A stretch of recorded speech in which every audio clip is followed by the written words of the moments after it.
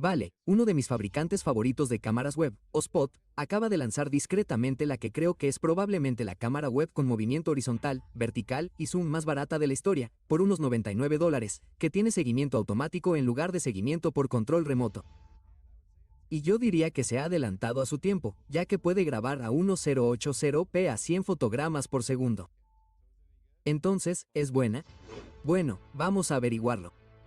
De nuevo, esta es la Osspot Tiny S, y puede que hayas adivinado que la C, bueno, suena un poco a cómo Apple utiliza la designación C. Y ese es más o menos el caso aquí, donde es la variante de menor precio de la cámara web o Osspot Tiny 2 Lite, y tiene un precio de venta al público recomendado de solo $99. Así que, ¿por qué no pasamos a la cámara web para que puedas ver su aspecto? Voy a empezar con la configuración de imagen predeterminada y sin instalar la aplicación OBS Center. Vale, esta es la Osspot Tiny C con toda su configuración predeterminada para que puedas ver el aspecto de la cámara por defecto. Todo está un poco ajustado en cuanto a su configuración predeterminada en Windows. Ni siquiera tengo instalado todavía el software OBS Center en este ordenador, solo para poder probarlo, lo que parece plug and play. Y también se escucha el micrófono integrado en el OBS Tiny C. Vale, esos eran de nuevo los valores predeterminados sin usar su aplicación, así que sin instalar nada, solo usando lo que hay en Windows. Ahora voy a mostraros de nuevo la configuración de imagen ajustada, y solo usando la configuración de cámara integrada de Windows. Vale, este es el Osspot Tiny C. Ahora bien, esta es la configuración ajustada de Windows. Todavía no he instalado Osspot Center. No voy a hacer nada en OBS aquí en este caso. Y lo que hice fue básicamente bajar el brillo a unos 35. Subí el contraste a unos 75, dejé la nitidez en 50 y también bajé un poco la saturación. Además de eso, desactivé mi filtro de luz porque creo que mi cara estaba demasiado iluminada. No había sombras ni nada. Este es el punto OBS con los ajustes ajustados. Menos luz que antes. Pero creo que se ve un poco mejor que antes en términos de no ser tan plano. Y estos son los micrófonos integrados en el Osspot Tiny C. Muy bien, y como me hacen esta pregunta mucho, ¿cómo funciona con poca luz? Tiene un sensor de 1/2.8 pulgadas, que no es el más grande, pero sí que promete tener un buen rendimiento con poca luz. Echemos un vistazo a los mismos ajustes básicos que acabo de establecer en Windows con poca luz. Este es el Osspot Tiny C con muy poca luz. De hecho, no tengo ninguna luz apuntando a mi cara. Solo tengo un poco de luz cenital detrás de mí y mi estantería está iluminada, pero no hay nada que me apunte directamente. Y tengo que decir que es bastante bueno en términos de mostrar detalles. Y de una manera un tanto extraña, no quiero decir que lo prefiera porque no es tan detallado como lo era con toda la luz que lo rodea, pero bueno, si eres jugador o algo así, creo que tiene un rendimiento bastante decente con poca luz. De nuevo, la Osspot Tiny C. Vale, esos son solo los ajustes de Windows. Ahora, pasemos a lo que la aplicación Osspot Center puede ofrecerte con algunos ajustes de imagen adicionales.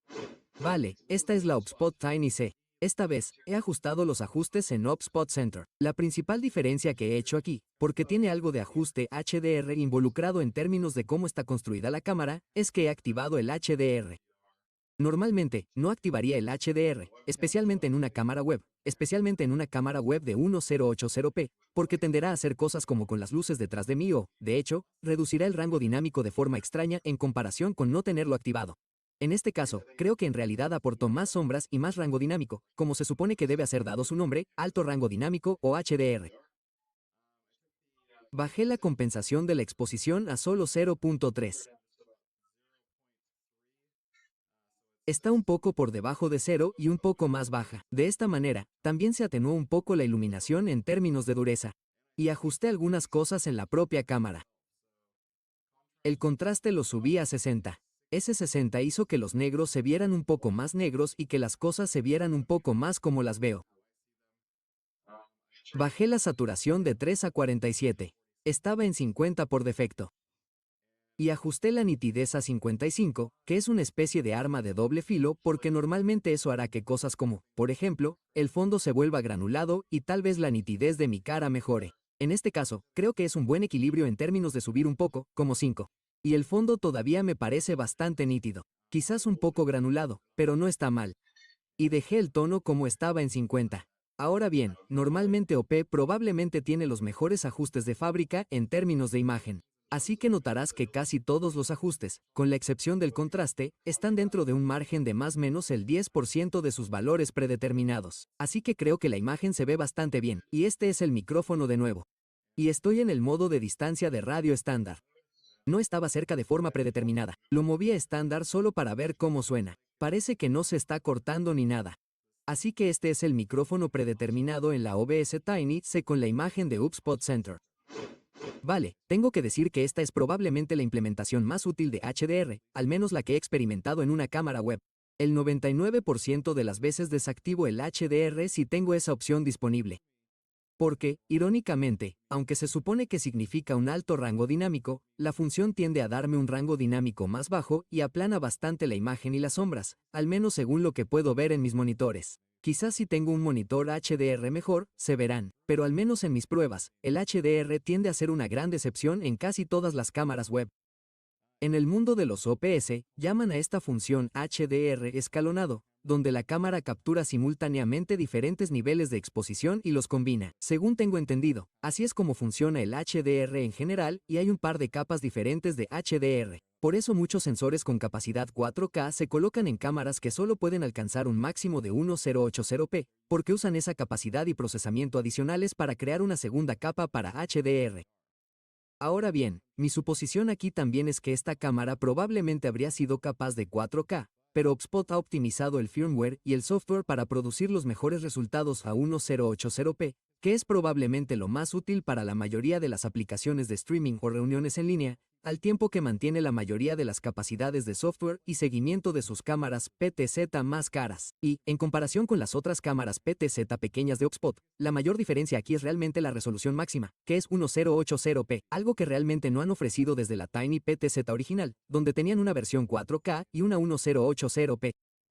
Mientras que sus cámaras PTZ más nuevas, la Tiny 2 y la Tiny 2L, son capaces de 4K a 30 fotogramas por segundo. Sin embargo, esta es la cuestión. Se adelanta un poco a su tiempo porque esta puede reproducir 1080p a 100 fotogramas por segundo, mientras que la mayoría de las cámaras web y cámaras de calidad en general solo pueden reproducir 1080p 60 o 4K 30. Dicho esto, 100 fotogramas por segundo no es la función más útil ahora mismo, salvo para utilizarla en tratamientos de tipo cámara lenta. En mis pruebas, al intentar subir vídeos a 100 FPS a YouTube, por ejemplo, el proceso omite literalmente cada fotograma y reduce el vídeo a 50 fotogramas por segundo. Por lo tanto, ni siquiera reproduce nada que pueda encontrar a 100 fotogramas por segundo. Por lo tanto, aunque sea una cámara web de 1080p, sigue siendo una inversión a prueba de futuro. Y si tienes que tener 4K, cosas como el escalado y también la superresolución son cada vez mejores y más comunes cada día. Y eso también me lleva al siguiente punto. Esta es una cámara PTZ con seguimiento automático por menos de $100. Por lo tanto, incluso si no crees que necesitas esa capacidad ahora mismo, cuesta solo $30 más que la versión estática, la HubSpot Meet C que probé recientemente.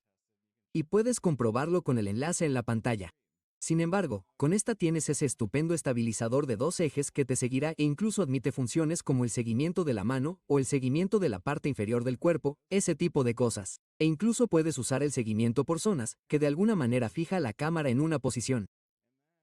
Y luego solo se mueve si sales de la zona que has definido y luego la vuelve a fijar en la zona una vez que has regresado a ella.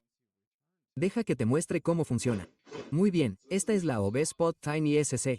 Tengo activado el seguimiento por zonas, que es mi tipo de seguimiento favorito porque lo que puedo hacer es básicamente moverme dentro del encuadre y que no me siga. Pero si me salgo un poco del encuadre, lo capturará y me seguirá fuera del encuadre. Y luego, si vuelvo a la zona, básicamente se bloqueará en la zona en la que quería bloquearlo. También hay control por gestos con la mano para habilitar o deshabilitar el seguimiento, así como acercar y alejar con el zoom digital. Otra cosa que es genial es que funciona con el Gato Stream Deck si estás transmitiendo o usándolo para reuniones remotas como yo. Y aunque no se menciona en ninguna parte del listado de Amazon, pero puedes ver paquetes con él, en realidad funciona con el control remoto de OBS que puedes ver aquí, así que puedes hacer cosas como controlar el movimiento horizontal, vertical, el zoom y el estabilizador y todo desde el control remoto y también los ajustes preestablecidos en el control remoto. Y algo con lo que me divertí mucho fueron los efectos de belleza. Deja que te muestre una muestra de lo que quiero decir. Lo que voy a hacer es desactivar el modo de retoque con algunos ajustes que establezco. Y así es como me veo normalmente. Aquí estoy sin filtros ni retoques. Voy a volver a activar el modo hombre. Vuelvo al modo hombre para que veáis lo que el software puede hacer por vosotros si queréis cambiar un poco vuestro aspecto en tiempo real con una cámara web. Creo que la clave aquí es que, a veces, menos es más. Y si os pasáis, empezaréis a parecer un noob de TikTok.